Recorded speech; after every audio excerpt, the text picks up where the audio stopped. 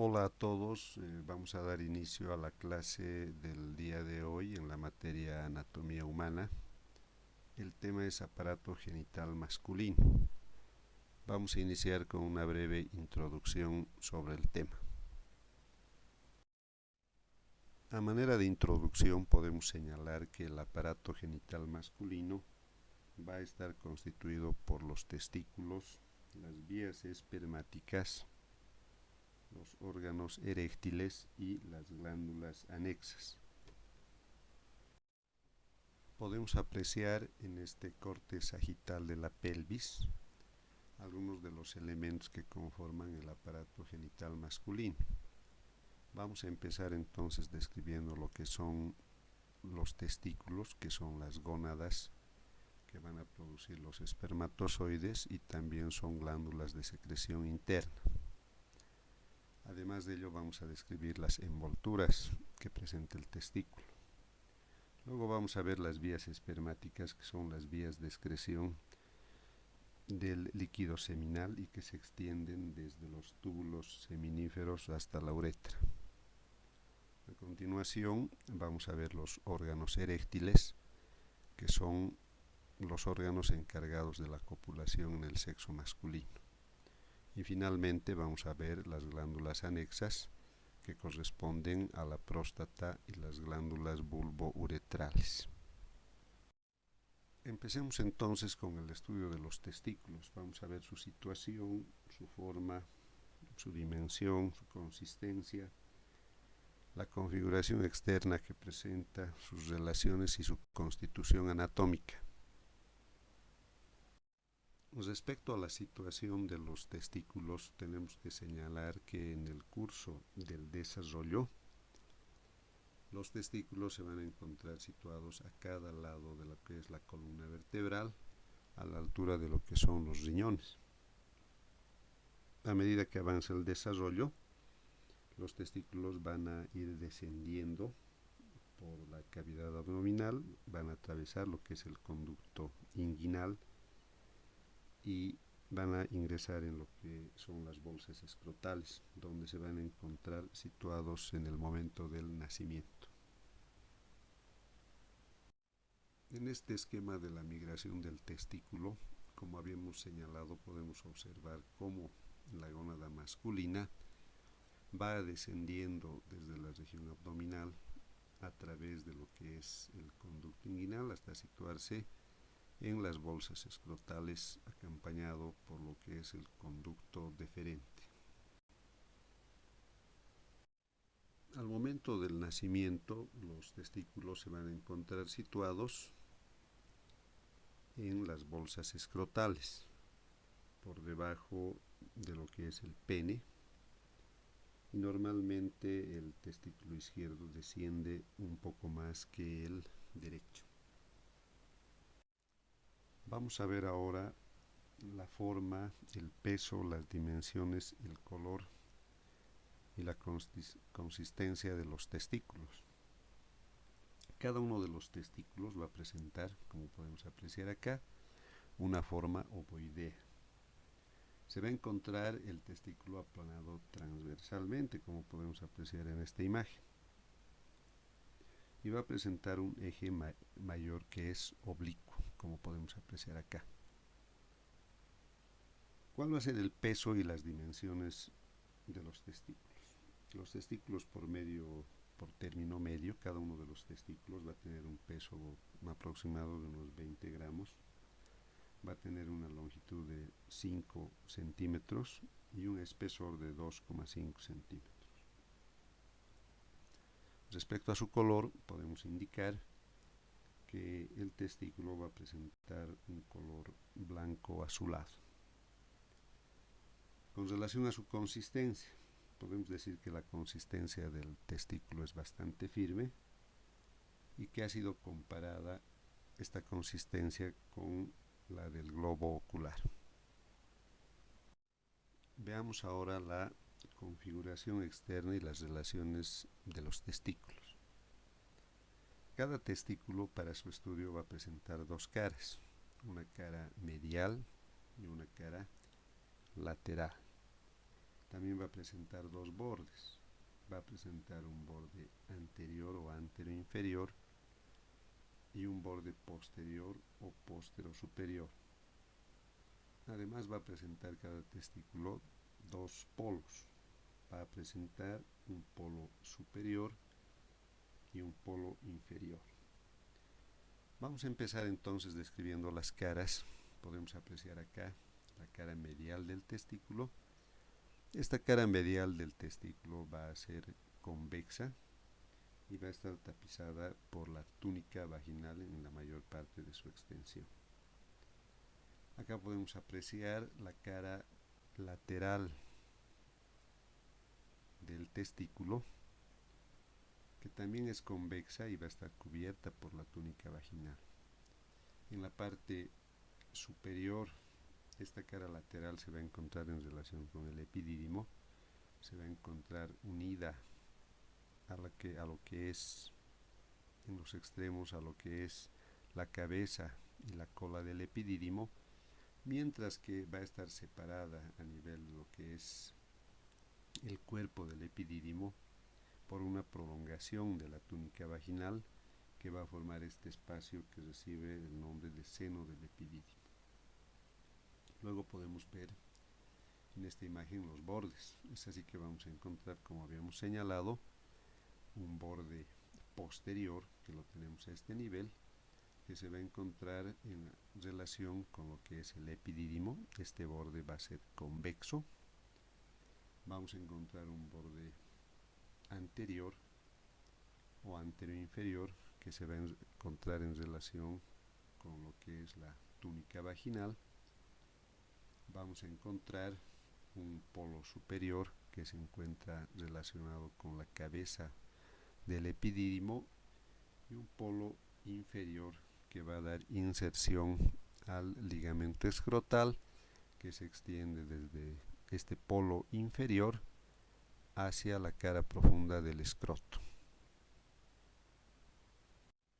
En esta imagen vamos a estudiar la constitución anatómica del testículo.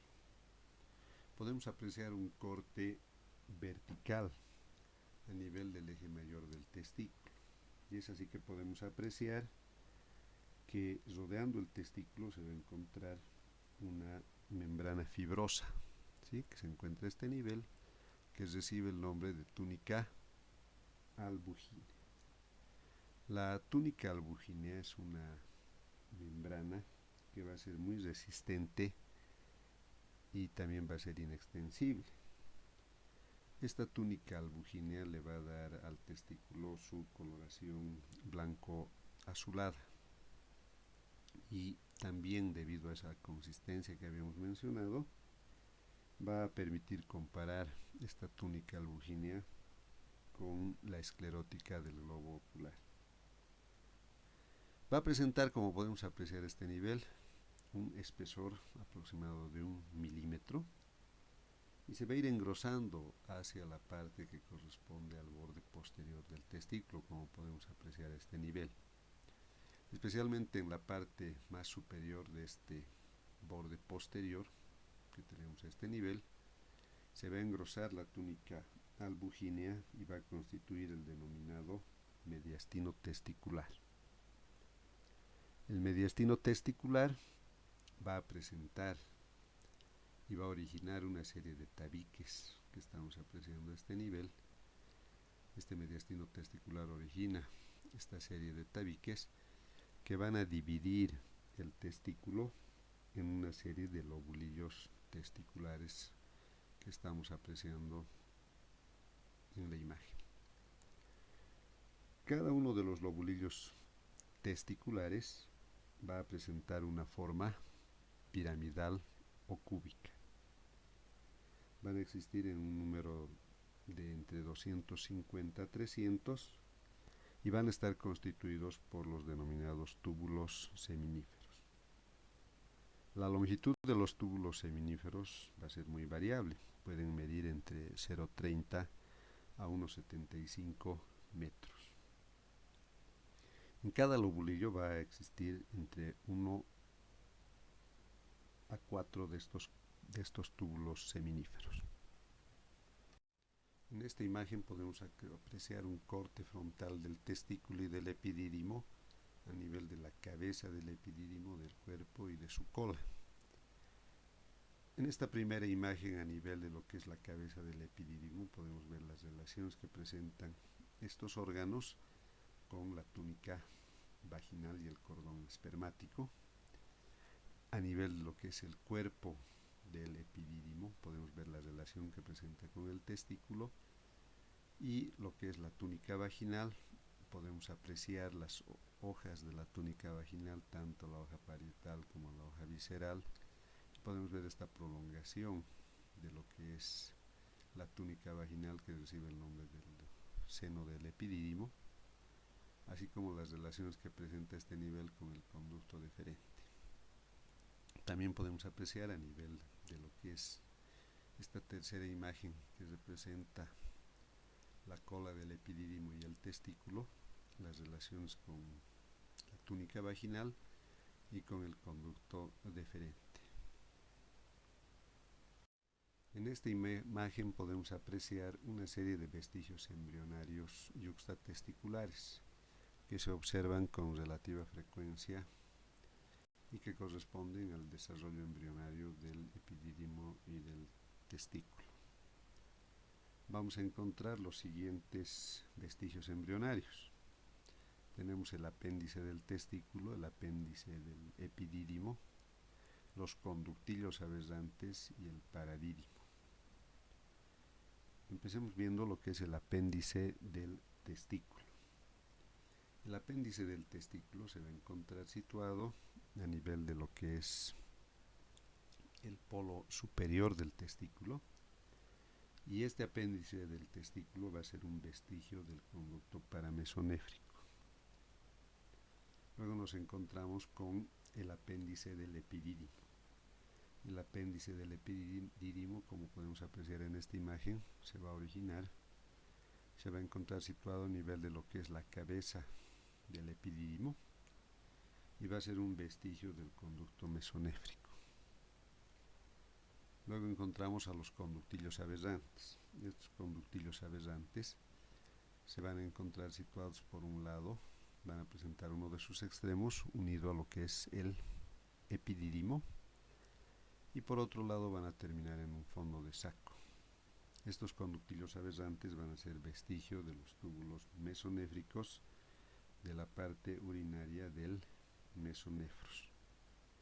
Finalmente encontramos el paradídimo. El paradídimo va a ser un vestigio que se va a encontrar por encima de lo que es el epidídimo y va a corresponder a un vestigio de los túbulos mesonéfricos. Este corte frontal del testículo nos permite apreciar la disposición de las envolturas del testículo.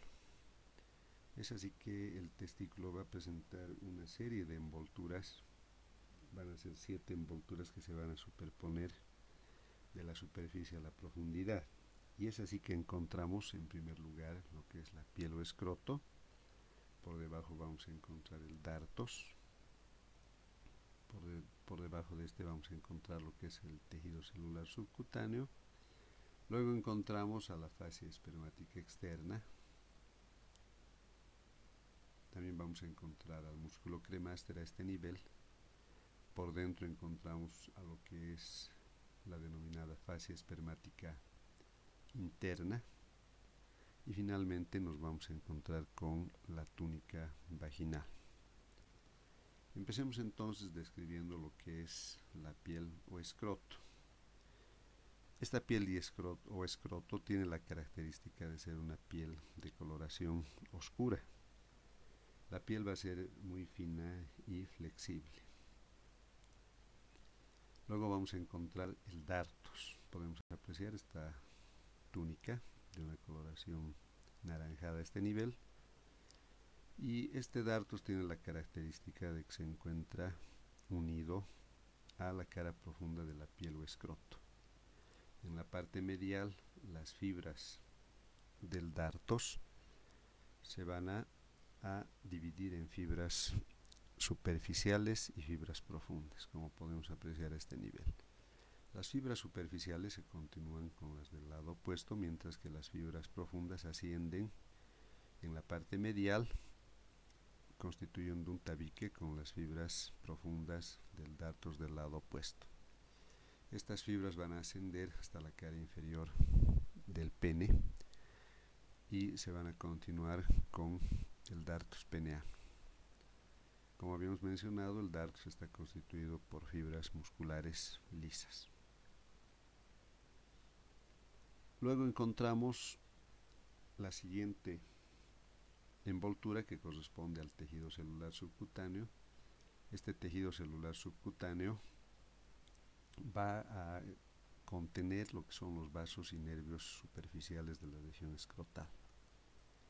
El tejido celular subcutáneo que se encuentra a este nivel, en la parte superior se va a continuar con el tejido celular subcutáneo de la pared abdominal anterior. Siguiendo con la explicación de las envolturas del testículo, tenemos que explicar la fascia espermática externa. Como podemos apreciar, esta fascia espermática externa se va a encontrar adherida a la cara profunda del tejido celular subcutáneo. Esta fascia espermática externa va a estar constituida por una lámina fibrocelular que es delgada y frágil y que va a tener continuidad con la hoja superficial del músculo oblicuo externo del abdomen, como podemos apreciar a este nivel, y que en la parte medial va a tener continuidad con la fascia del pene. Por dentro vamos a encontrar al músculo cremaster, que podemos apreciar a este nivel, y este músculo cremaster va a tener origen en fibras que proceden del músculo oblicuo interno del abdomen y el músculo transverso del abdomen.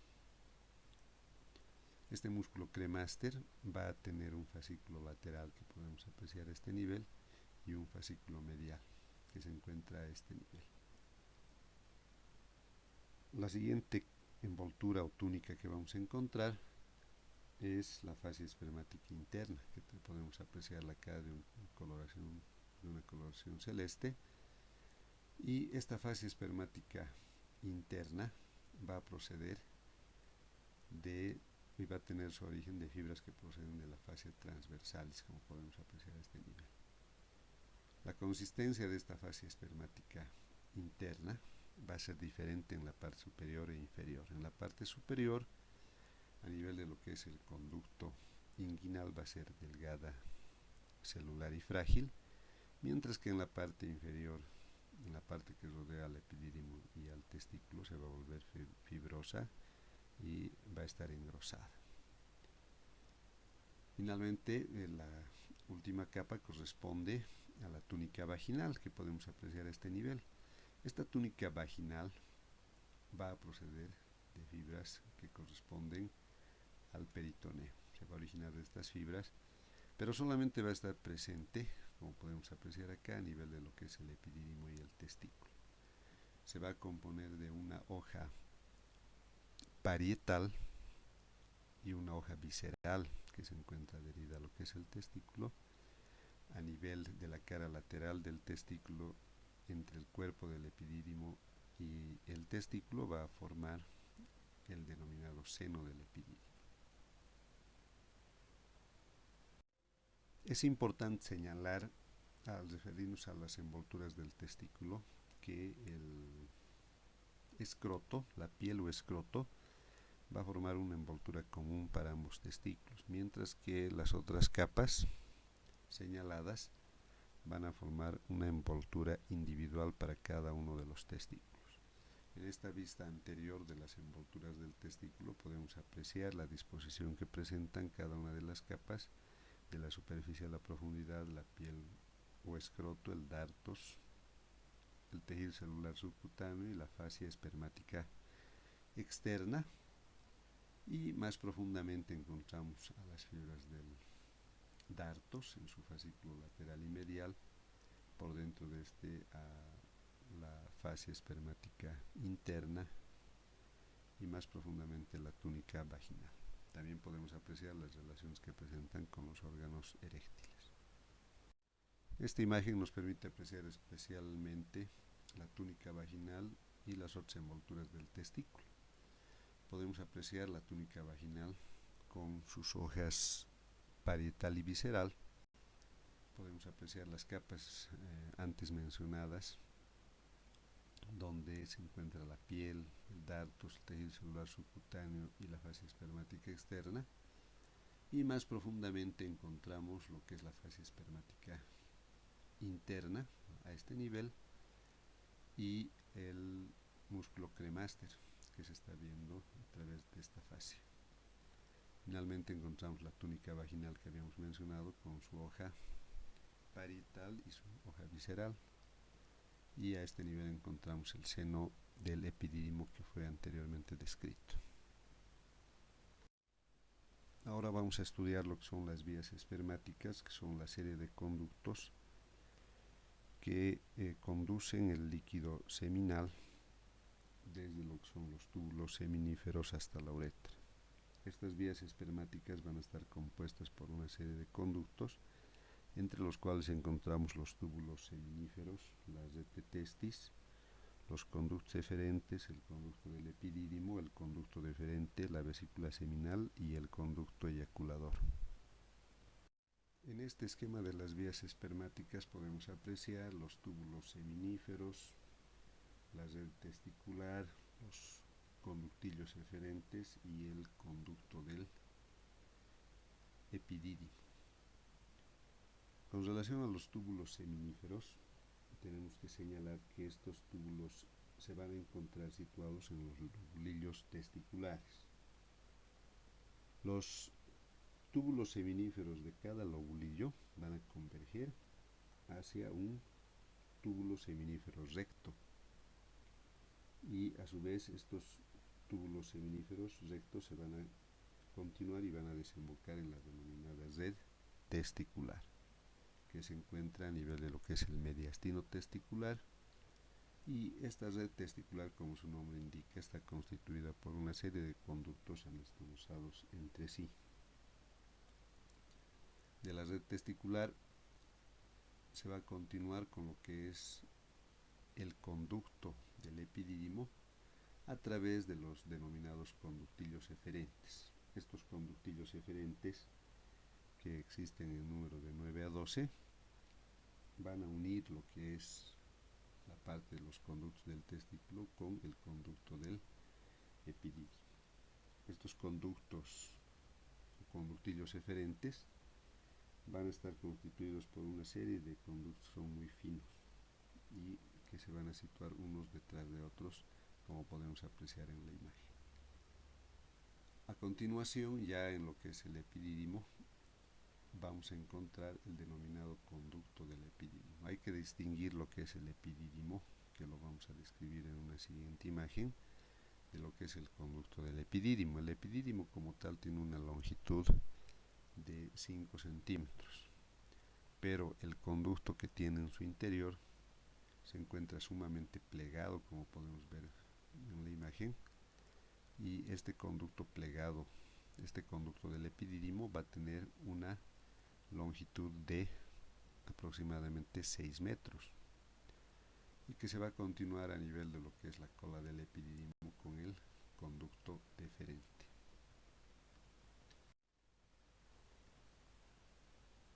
El epidídimo es un órgano que se encuentra situado sobre el testículo, especialmente sobre su borde posterior. Va a presentar una longitud aproximada de unos 5 centímetros y va a tener variaciones en su espesor debido a que presenta 3 partes: una parte más abultada que corresponde a la cabeza, una parte media que corresponde al cuerpo y finalmente una parte más delgada que corresponde a la cola. Va a presentar relaciones con la túnica vaginal, la cual sobre lo que es la cara lateral del testículo va a presentar una prolongación que recibe el nombre de seno del epidídimo. Hay que distinguir que en su constitución anatómica, en el interior del epidídimo se encuentra el denominado conducto del epidídimo, que tiene una longitud de 6 metros. Vamos a continuar ahora con el estudio del conducto deferente. El conducto deferente se va a iniciar, como habíamos mencionado, a nivel de lo que es la cola del epidídimo y va a terminar en el punto de unión de la vesícula seminal y lo que es el conducto eyaculador. Un aspecto importante que hay que destacar de lo que es el conducto deferente es que es fácil de reconocerlo al tacto por el grosor de su pared, a diferencia de los otros elementos que se encuentran en el cordón espermático. Va a tener este conducto deferente una longitud de unos 40 centímetros y para el estudio de lo que son sus relaciones se distinguen 5 segmentos. Vamos a encontrar en primer lugar un segmento epidídimo testicular o escrotal, luego encontramos un segmento funicular a nivel de lo que es el cordón espermático, luego vamos a encontrar un segmento que va a ser inguinal a nivel de lo que es el conducto inguinal, un segmento que va a ser ilíaco a nivel de los vasos ilíacos externos, luego vamos a encontrar finalmente un segmento pélvico.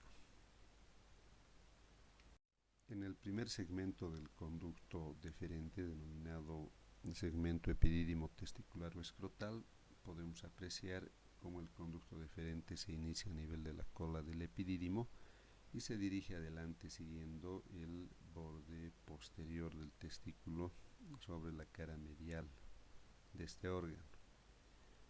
Al llegar a la parte anterior de este borde se va a dirigir luego hacia arriba continuándose con el segmento funicular.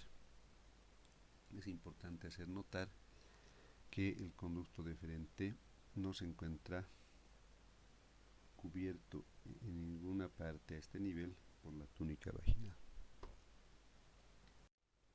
Una vez que el conducto deferente asciende como parte de lo que es el cordón espermático, va a presentar una serie de relaciones con los elementos que conforman este denominado cordón espermático.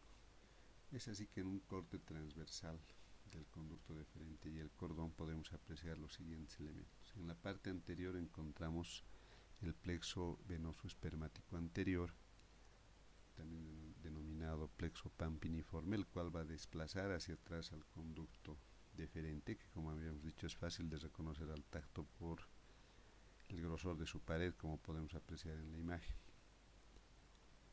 Por detrás del conducto deferente se va a encontrar el denominado plexo espermático posterior y también podemos encontrar entre otros elementos lo que es la arteria testicular, la arteria del conducto deferente, vamos a encontrar una serie de vasos linfáticos y también vamos a encontrar por delante de lo que es el conducto deferente el vestigio del proceso vaginal.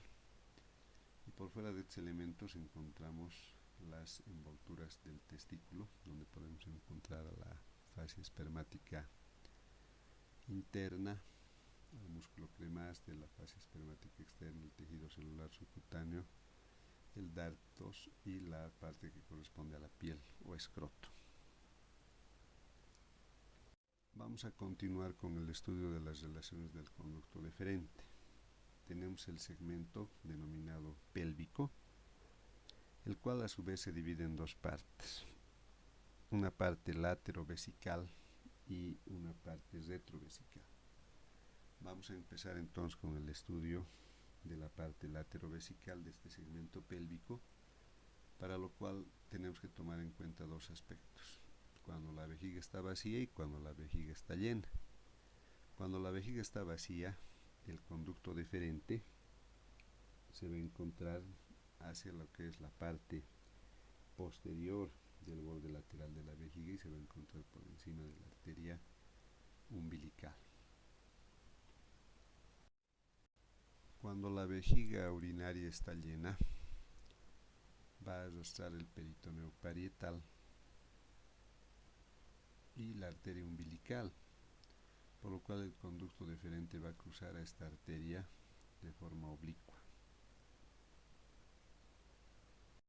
el segmento retrovesical el conducto deferente se va a encontrar situado en el espesor de lo que es el tabique recto vesical, también denominado aponeurosis próstato-peritoneal de Denon-Villiers. En este segmento retrovesical el conducto deferente se va a encontrar dilatado, va a presentar la característica de ser sinuoso y abollonado, como podemos apreciar acá en la imagen.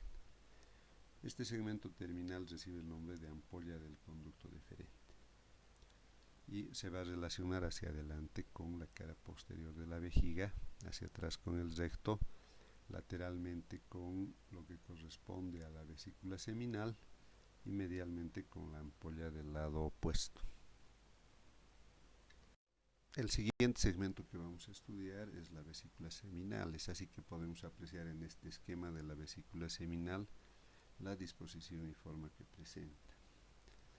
Esta vesícula seminal está plegada sobre sí y va a presentar los siguientes segmentos. Va a presentar en su unión con lo que es el conducto eyaculador, el denominado conducto excretor.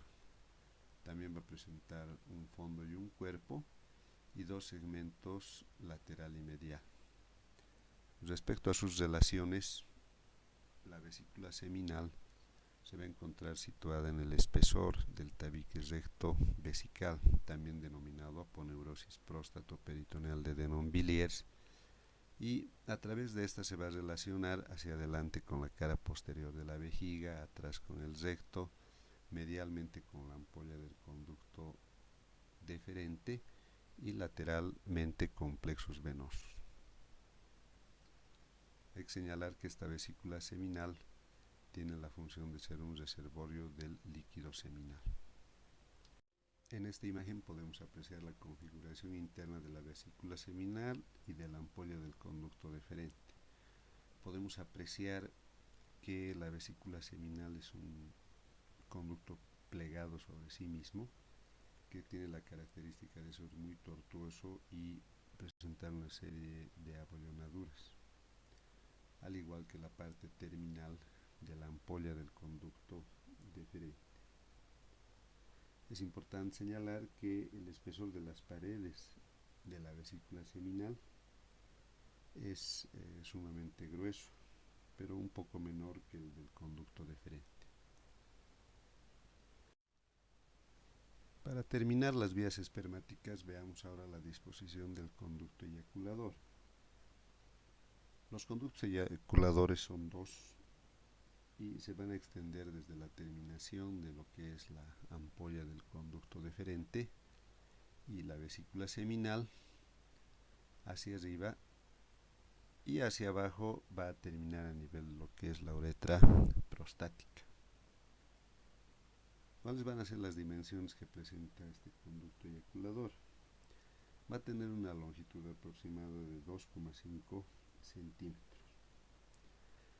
Con relación a su calibre tenemos que señalar que el conducto eyaculador tiene una forma más o menos cónica, ya que se encuentra ensanchado en la parte superior, como podemos apreciar en la imagen.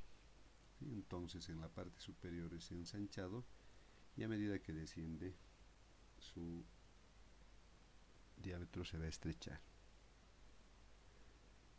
En cuanto a las relaciones que presenta, hay que señalar que el conducto eyaculador se encuentra en el espesor de la próstata y que va a tener un trayecto por el cual se dirige de arriba hacia abajo.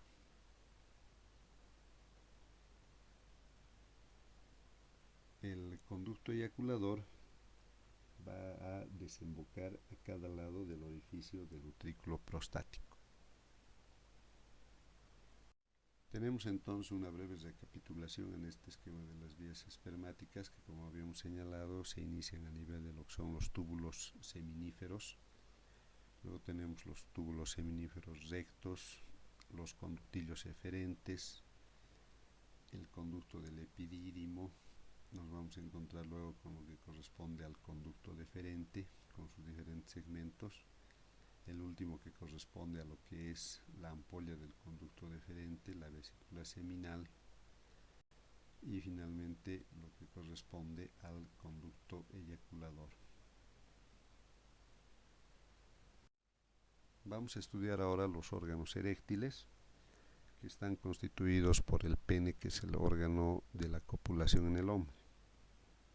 Es así que el pene va a estar constituido por los denominados cuerpos cavernosos, el cuerpo esponjoso y el glande. Además, vamos a estudiar en este segmento las envolturas que presenta el pene. En este corte sagital de la pelvis masculina podemos apreciar la disposición de los órganos eréctiles.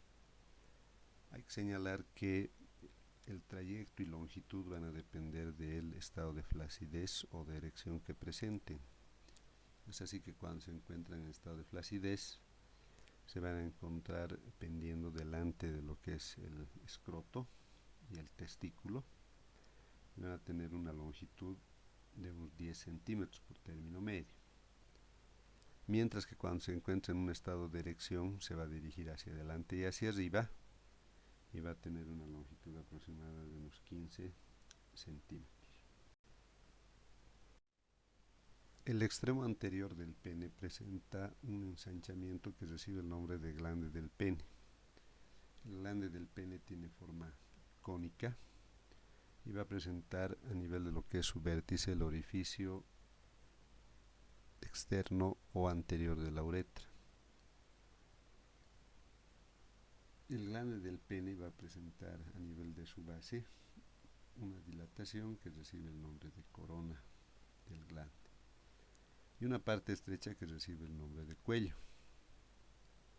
También se puede apreciar en la cara inferior un repliegue que recibe el nombre de frenillo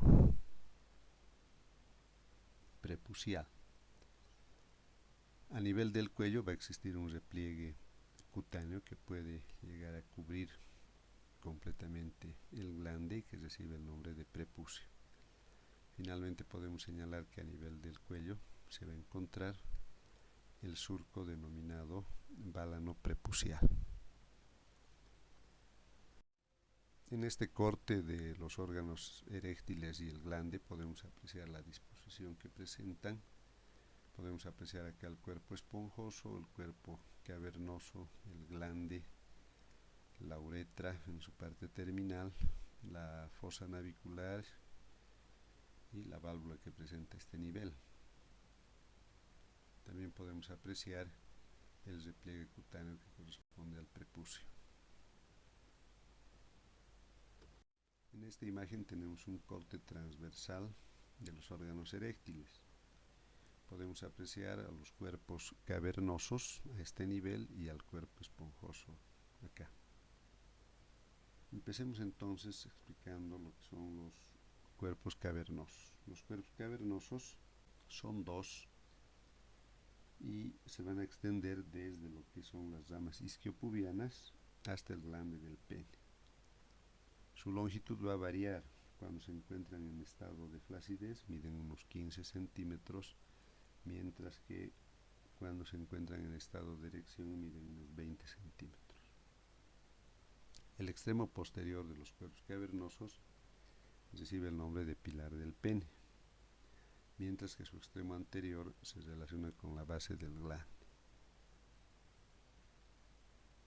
El cuerpo esponjoso. El cuerpo esponjoso del pene va a tener la característica de que contiene en su interior la uretra peneana. Se va a relacionar por su cara superior con el ángulo que forman los cuerpos cavernosos, mientras que por su cara inferior se relaciona con las envolturas del pene. Cuando se encuentra en estado de flacidez tiene una longitud de 13 centímetros, mientras que cuando se encuentra en estado de erección tiene una longitud de 18 centímetros. El extremo posterior del cuerpo esponjoso recibe el nombre de bulbo del cuerpo esponjoso y va a estar en relación con el músculo bulbo esponjoso y especialmente con el músculo compresor hemisférico del bulbo. También se va a relacionar el bulbo del cuerpo esponjoso con el conducto de las glándulas bulbouretrales.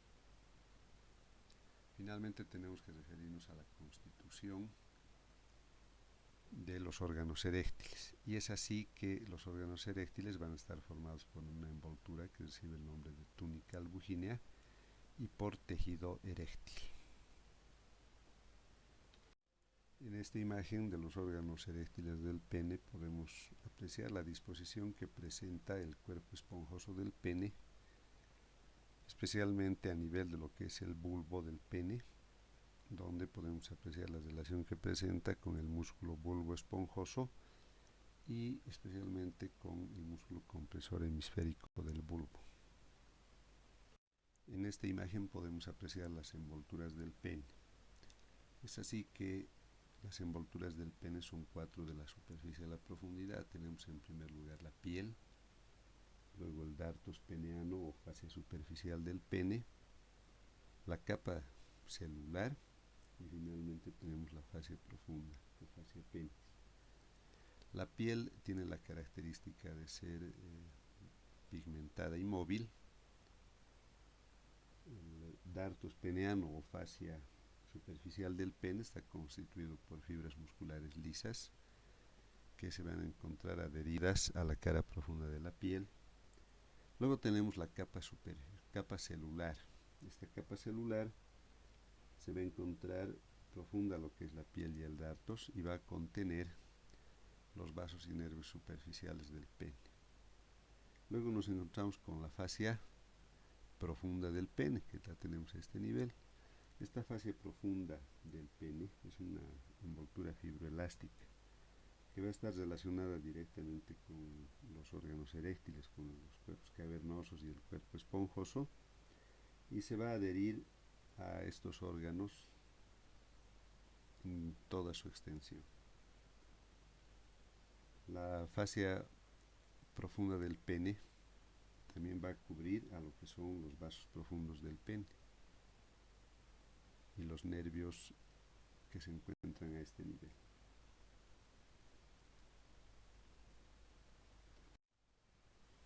Para terminar el estudio del aparato genital masculino, nos vamos a referir a las glándulas anexas, que principalmente están representadas por la próstata y por las glándulas bulbouretrales. Veamos entonces ahora el estudio de la próstata, y es así que en este corte sagital de la pelvis masculina podemos ubicar a este nivel a esta glándula que va a rodear en el hombre la parte inicial de la uretra. Podemos decir entonces que la próstata se encuentra situada inferior a lo que es la vejiga urinaria, se va a encontrar superior a lo que es el piso o suelo del periné. Vamos a ver que se encuentra por delante de lo que es el recto y por detrás de lo que es la sínfisis pubiana. Podemos ver que la forma de la próstata va a ser irregularmente cónica, tiene una coloración blanquecina y una consistencia que es muy firme. Podemos apreciar acá cómo está atravesada esta glándula, como habíamos señalado, por la uretra prostática. Con relación a lo que son sus dimensiones, podemos señalar que se encuentra poco desarrollada hasta la pubertad. A partir de la pubertad va a empezar a tener un mayor desarrollo y un mayor tamaño.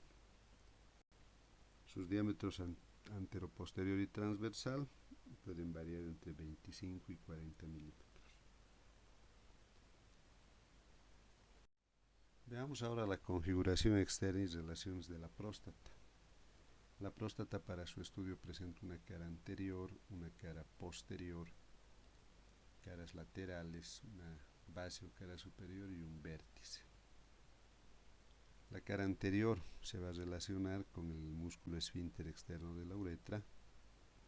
Por delante de este músculo se va a relacionar con el plexo venoso prostático y más hacia arriba con el ligamento puboprostático. Por delante de este elemento se relaciona con la sínfisis pubiana. La cara posterior de la próstata se va a relacionar con el tabique recto vesical y el recto. base de la próstata, va a presentar dos segmentos, un segmento anterior y un segmento posterior. El segmento anterior se relaciona con la vejiga urinaria, mientras que el segmento posterior se va a relacionar con la ampolla del conducto deferente y con la vesícula seminal. Las caras laterales de la próstata se van a relacionar con una lámina conjuntivo-vascular que recibe el nombre de fascia prostática. Finalmente, el vértice de la próstata va a presentar relación con la uretra. Este corte frontal de la próstata nos sirve para ver las relaciones que presenta con el periné y con la vejiga urinaria. Es así que a nivel del periné podemos apreciar las relaciones que presenta la próstata con el músculo esfínter externo de la uretra, y hacia arriba las relaciones que presenta con lo que es la vejiga urinaria. En este esquema de un corte sagital de la próstata podemos apreciar los elementos que van a atravesar esta glándula. Es así que podemos apreciar a este nivel la uretra prostática, y a este nivel encontramos el conducto eyaculador, que más hacia arriba se continúa con la ampolla del conducto deferente y la vesícula seminal. En este corte a nivel de la próstata se ha separado las paredes de la uretra prostática para poder apreciar los elementos que presenta. Es así que vamos a encontrar elementos que ya se han estudiado en la parte que corresponde a aparato urinario, pero los vamos a volver a mencionar. Vamos a encontrar una eminencia ancha en la parte media que corresponde al colículo seminal. En la parte más prominente de este colículo seminal vamos a ver que se presenta el utrículo prostático y los orificios de los conductos eyaculadores.